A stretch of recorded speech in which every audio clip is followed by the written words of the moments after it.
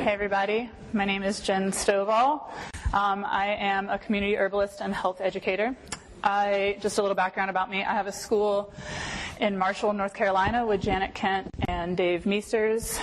We have a 400-hour or 300 to 400-hour program. It's kind of changed a little bit during the pandemic. We have a program there. I also live in New Orleans part-time. I've lived there for a long time, so a lot of what you'll hear me talk about is actually my experience living there. What are some things that we can do to decrease stigma? One of the first ones is really think about the language we use. Here's some terminology up here that is commonly used in harm reduction. I'm really going to talk about physical patterns here. And so what I mean by that is that I'm not going to get into a lot of the more emotional or mental health stuff. I'm really just going to talk about physical patterns. It's what we have time for in this class. I'm not doing that because I think that those things don't arise.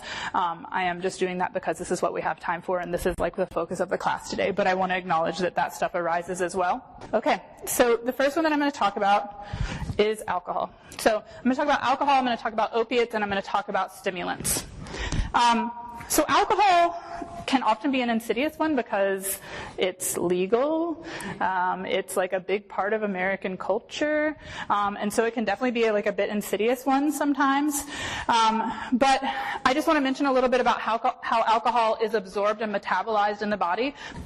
And, so maybe making a bitters blend here, like you might want to go ahead and put cinnamon in that bitters blend or have some other spices in that bitters blend that are also going to support and stoke digestive fire can be useful. So overview, really I'm thinking about warming and stimulating. I'm thinking about getting things moving, right? So get the blood flowing, get that digestion moving as best you can. This could be circulatory stimulants, warming bitters. We're talking about spices, enemas if needed. And then I also, deep breathing techniques, I do teach people that and talk to people about that. Stimulants. Okay, so remember how I said that opiates don't really have the worst physical effects on the body? Well, stimulants really do. And long-term and not always very reversible, right?